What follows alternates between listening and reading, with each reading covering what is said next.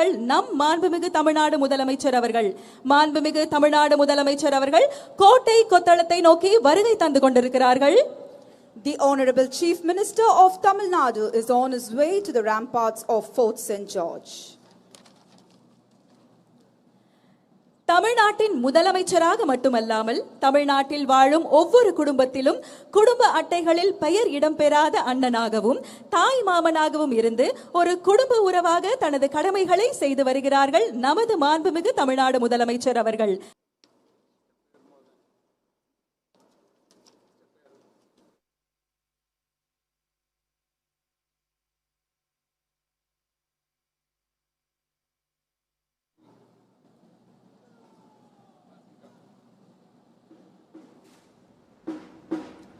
தாம் சந்தித்த முதல் தேர்தலிலேயே மக்களின் பேரன்பையும் பெருவாரியான பேராதரவையும் பெற்று மகத்தான வெற்றியை பதிவு செய்திருக்கும் மாண்புமிகு தமிழ்நாடு முதலமைச்சர் அவர்களின் தலைமையில் தமிழ்நாட்டின் வரலாற்றில் புதிய அத்தியாயம் படைக்கும் வகையில் மாண்புமிகு முதலமைச்சர் அவர்களின் முதல் சுதந்திர தின கொடியேற்ற விழா இங்கே நடைபெற்றுக் கொண்டிருக்கிறது.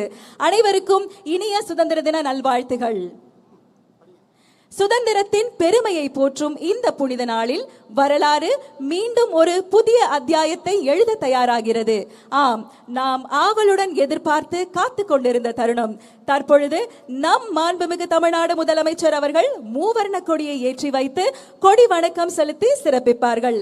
காவல்துறை கூட்டுக்குழல் இசைக்குழுவினரால் நாட்டுப்பண் இசைக்கப்படும். அனைவரும் எழுந்து நிற்குமாறு பணிவன்புடன் கேட்டுக்கொள்கிறோம். May we kindly request all our dignitaries to rise for the national anthem.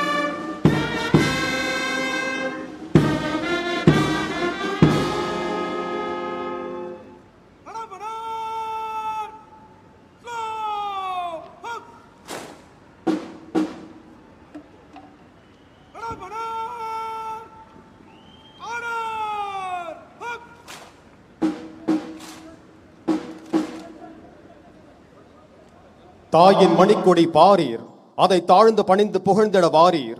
பாரதியாரின் இந்த பாடல் நம் தேசிய கொடியை தாயின் மணிக்கொடியாக போற்றி அதன் கீழ் நாம் அனைவரும் ஒன்றுபட்டு நிற்க வேண்டும் என்ற தேசப்பற்றையும் பெருமிதத்தையும் இத்தருணத்தில் எடுத்துரைக்கிறது. இந்த சுதந்திர தின நன்னாளில் மாண்புமிகு தமிழ்நாடு முதலமைச்சர் அவர்களை சுதந்திர தின விழா பேருரையாற்ற பணிவன்புடன் அழைக்கிறோம். தமிழ்நாடு சட்டமன்ற பேரவைத் தலைவர் அவர்களே, மாண்புமிகு அமைச்சர்கள், நீதியரசர்கள், எம்எல்ஏஸ், எம்பிஸ், உள்ளாட்சி பிரதிநிதிகள், தலைமை செயலாளர் உள்ளிட்ட அரசு அதிகாரிகள்,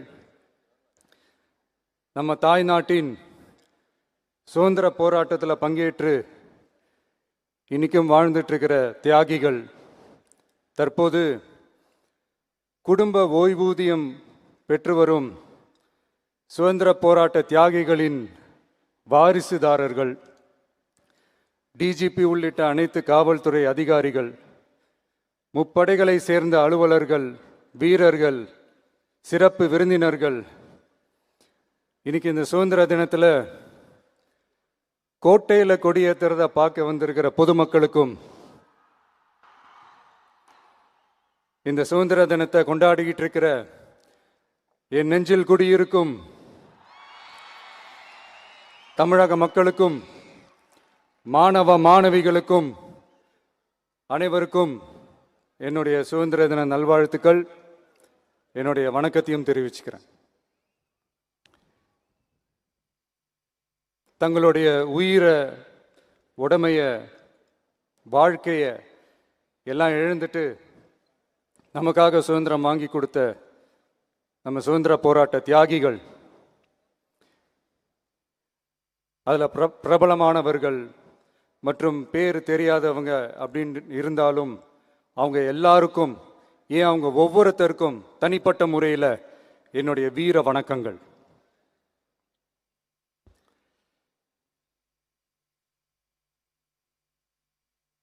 நம்மளை ஒரு அடிமை மாதிரி வச்சிருக்காங்க அப்படின்னு தெரிஞ்சிட்டாலே மக்கள் மத்தியில் ஆட்டோமேட்டிக்காக ஒரு ஒற்றுமை ஒன்று வர ஆரம்பிக்கும். எல்லாரும் ஒரே மாதிரி யோசிச்சு ஒன்று சேர ஆரம்பிப்பாங்க. அப்படி ஒன்று சேர்ற இடத்துல தான் சாதி உடையும், மதம் உடையும், மொழி, இனம் இந்த மாதிரி எல்லாமே உடஞ்சி நொறுங்கும். அப்படி உடஞ்சி நொறுங்குற இடத்துல தான் கிடைக்கிறது தான் உண்மையான சுதந்திரம்.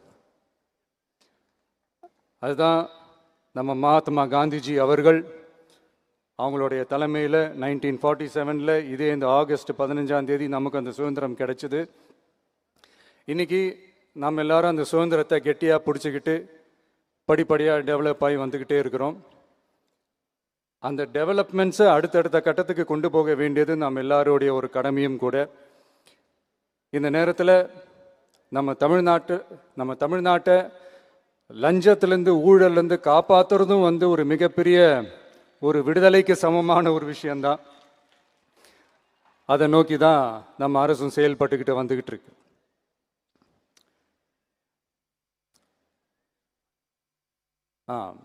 இந்த 386 ஆண்டு பழமையான இந்த கோட்டையில் இங்கே மேலே ஏறி வந்து இந்த 80வது சுதந்திர தின நாளில் நம்ம நாட்டோட தேசிய கொடியை ஏற்றி வச்சு இன்னைக்கு இந்த விழாவில் என்னை பேசவும் வச்சிருக்கிறீங்க. அதுக்காக உலகம் முழுவதும் இருக்கிற என்னுடைய தமிழ் சொந்தங்களுக்கும், தமிழ்நாட்டு மக்களுக்கும், ஜென்சி இளம் சிங்கப்படை தோழர்களுக்கும் என்னுடைய மனமார்ந்த நன்றியை தெரிவிச்சுக்கிறேன். பிறப்புக்கும் எல்லா உயிருக்கும் அப்படின்ற ஒரு மிகப்பெரிய ஒரு கோட்பாட்டை அடிப்படையாக வச்சு தான் நம்ம தமிழ்நாட்டை லஞ்ச லாவண்யமற்ற, போதைப் பொருள் கலாச்சாரம் இல்லாத, பெண்கள் பாதுகாப்பு, சமூக நீதி அடிப்படையில்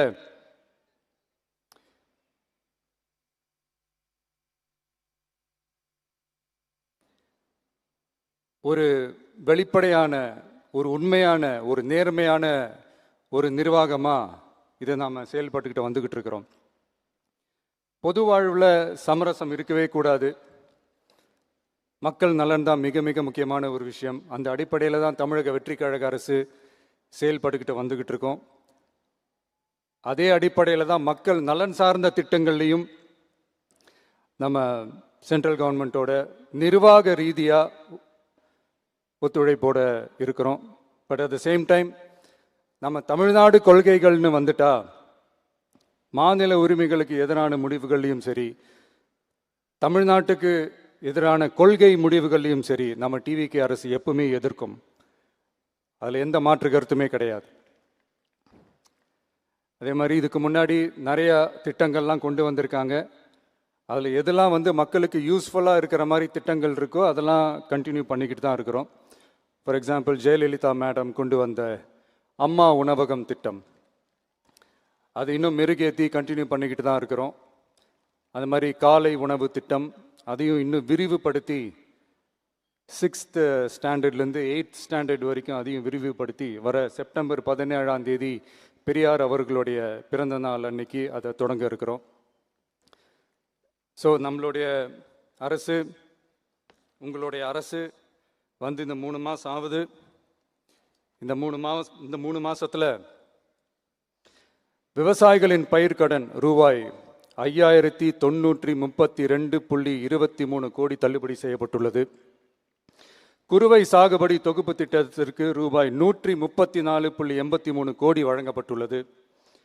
ஒன்றிய அரசு நிதியுடன் ரூபாய் 12,642 கோடியில் 125 நாள் வேலைவாய்ப்பு திட்டம் மற்றும் ஜல்ஜீவன் குடிநீர் திட்டம் ரூபாய் 18,123.05 கோடியில் செயல்பாட்டிற்கு கொண்டு வரப்பட்டுள்ளது. சுகாதாரத்துறையில் சேவைக்கு நலம் AI செயலி கொண்டு வரப்பட்டுள்ளது. பேரறிஞர் அண்ணாவின் பிறந்த நாளான செப்டம்பர் 15ஆம் நாள் தாய்மாமன் தங்க மோதிர திட்டம் ரூபாய் 755.83 கோடியில் தொடங்கப்பட உள்ளது. மக்களின் போக்குவரத்திற்கு ரூபாய் 127.21 கோடியில் 300 புதிய பஸ்கள் வழங்கப்பட்டுள்ளது. தமிழ்நாட்டில் மதுப்பழக்கத்தை குறைத்திடும் வகையில் முதற்கட்டமாக 717 டாஸ்மாக் கடைகள் மூடப்பட்டுள்ளன. வெளிப்படையான நிர்வாகத்திற்காக நவீன தொழில்நுட்பத்தை பயன்படுத்தி கணினி மயமாக்கப்பட்ட நிர்வாகம் செயல்பாட்டில் உள்ளது. முன்னெப்போதும் இல்லாத ஆளில்லா பத்திரப்பதிவு செயல்பாட்டிற்கு கொண்டு வரப்பட உள்ளது. கோயில் நிலங்கள் கணக்கெடுக்கப்பட்டு அனைவருக்கும் தெரியுமாறு ஆன்லைனில் ஏற்றப்படுகிறது. வருவாய்த்துறையில் அனைத்து சான்றிதழ்களும் 15 தினங்களுக்குள் வழங்கப்படுகிறது. லஞ்சம் வாங்குவதை புகார் செய்ய புதிய வாட்ஸ்அப் எண் அறிவிக்கப்பட்டுள்ளது. அரசின் வருமானம் தனிநபருக்கு செல்வது தடுக்கப்பட்டுள்ளது. அனைத்து துறைகளிலும் லஞ்சம் ஊழல் ஒழிக்க தொடர் நடவடிக்கை எடுக்கப்பட்டு வருகிறது. கனிம பயன்பாடு முறைப்படுத்தப்பட்டு நவீன தொழில்நுட்ப உதவியுடன் விநியோகிக்கப்படுகிறது. சட்டம் ஒழுங்கு தீவிரமாக கண்காணிக்கப்பட்டு பராமரிக்கப்பட்டு வருகிறது.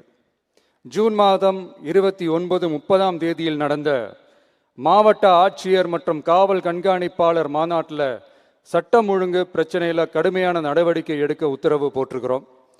அரசு சொல்லியிருக்கிறோம். மக்களை அலைய விடக்கூடாது, கோரிக்கைகளை நல்லபடியாக ஆராய்ஞ்சி சரியான வழியில் தீர்வை தர சொல்லியிருக்கிறோம். சுதந்திர போராட்ட தியாகிகள் தங்கள் உயிரை தியாகம் செஞ்சு கிடைச்ச சுதந்திரம் மிக சிலருக்கான சுதந்திரமாக மட்டும் இல்லாமல் ஒவ்வொரு இந்திய குடிமகனுக்கும் சுய மரியாதை, சம உரிமை, சம வாய்ப்பு மற்றும் கண்ணியமான வாழ்க்கையை வழங்கும் உண்மையான மக்கள் சுதந்திரமாக இருக்கணுங்கிறதே எல்லாரோட மிகப்பெரிய எதிர்பார்ப்பாக இருக்குது. அதை நிறைவேற்றுற பொறுப்பும் நம்மளோடது தான். தமிழ்நாட்டு மக்களோட இணைஞ்சு தமிழகத்தை இந்தியாவின் முன்மாதிரி மாநிலமாகவும் உலக அளவில் வளர்ந்த நாடுகளுக்கு இணையா தமிழ்நாட்டு பொருளாதாரத்தை 2036 ஆண்டுக்குள் $1.5 ட்ரில்லியன் உயர்த்திட நாம உறுதியேற்போம். மக்களே, எல்லாரும் ஓட்டு போட்டுட்டோம். உங்க அண்ணனை, உங்க தம்பிய, உங்க பிள்ளைய எல்லாரும் ஜெயிக்க வச்சு முதலமைச்சரா ஆக்கிட்டோம். அதனால நம்ம கடமையெல்லாம் முடிஞ்சிருச்சுன்னு சொல்லி யாரும் ஒதுங்கி போயிடாதீங்க. இனிமே தான் நீங்க நம்மளோடவே கூடவே இருக்கணும். உறுதியா நம்ம அரசோடவே கூட இருக்கணும். அப்பதான் உங்களுக்காக இருக்கிற எல்லா நல்ல திட்டங்களையும் என்னால் செயல்படுத்த முடியும். 8 கோடி பேரோட அந்த பிரதிநிதி தான் முதலமைச்சர் பதவின்னு சொல்லுவாங்க. அதனால தான் சொல்றேன், மக்கள் தான் ஆட்சியாளர்கள். இங்க நான் எல்லாருமே, அங்க இருக்கிறவங்க எல்லாருமே மக்களோட சர்வன்ட்ஸ். அப்படிதான் நான் அதை பார்க்குறேன். ஸோ வாங்க எல்லாருமா சேர்ந்து நம்ம கடமையை சேர்ந்து செய்வோம்.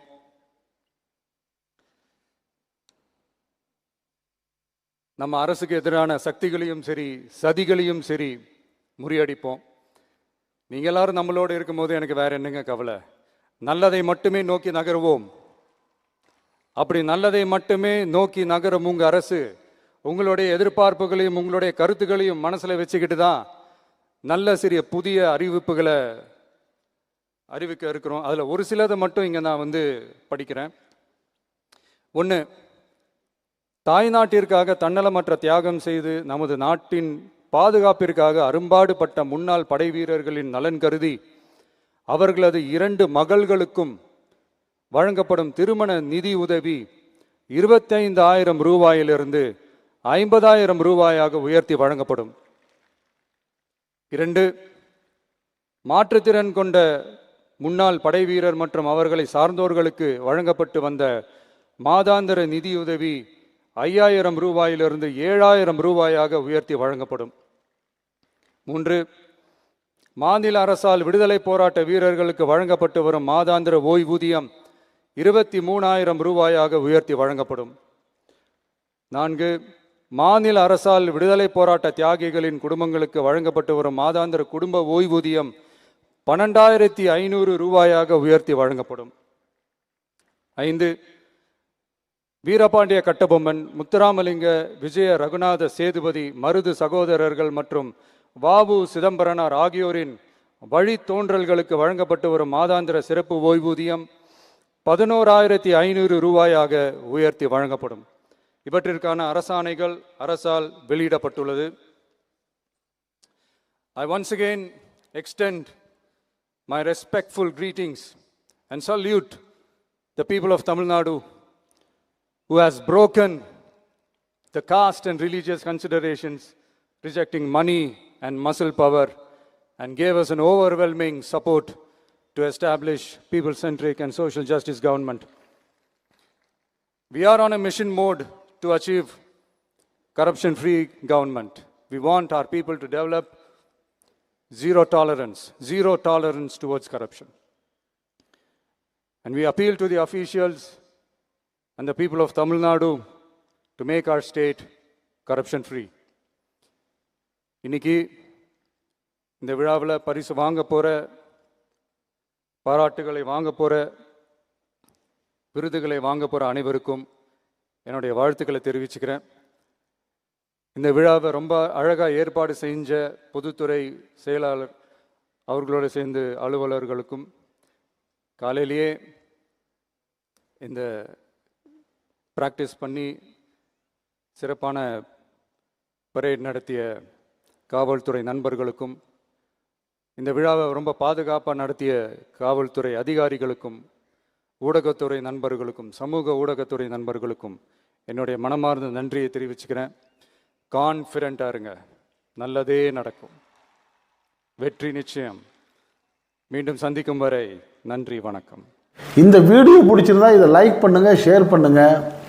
உங்கள் நண்பர்களுக்கு ஷேர் பண்ணுறதோட நம்ம அரசியலான சேனலுக்கு இதுவரை சப்ஸ்கிரைப் பண்ணாதவங்க சப்ஸ்கிரைப் பண்ணுங்கள். மறக்காமல் பக்கத்தில் இருக்க பெல் ஐக்கானை கிளிக் பண்ணுங்கள். அப்போ தான் நம்ம போடக்கூடிய ஒவ்வொரு வீடியோவும் உங்களுக்கு நோட்டிஃபிகேஷன் காட்டும். நீங்கள் விரும்பிய வீடியோவை பார்க்கலாம். என்றும் இணைந்திருப்போம். நன்றி. உங்கள் அன்பன் அஷ்ரஃப் அலி. வாழ்த்துக்கள்.